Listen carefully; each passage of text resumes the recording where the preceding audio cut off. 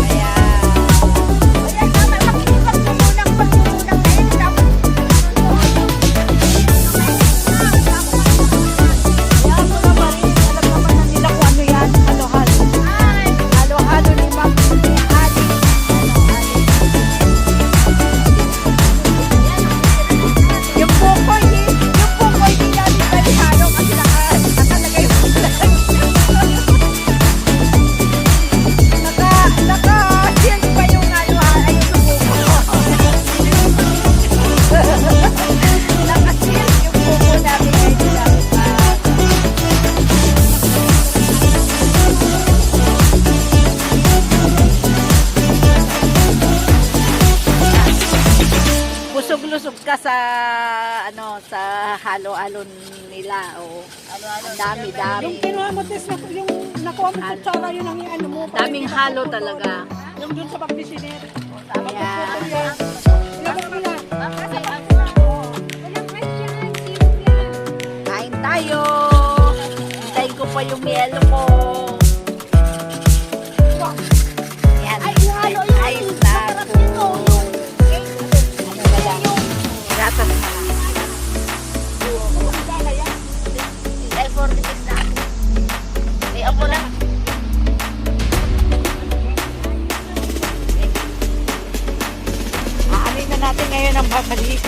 pagliligo kasi ito ang last statutory day na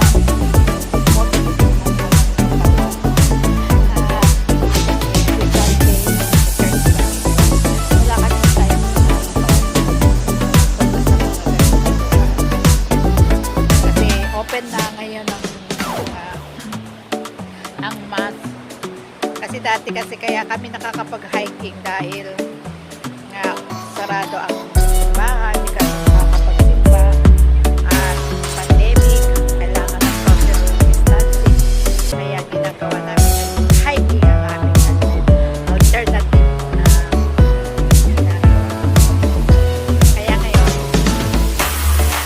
balik tayo sa tubig kanina balik na kami dyan pero magkaano pa tayo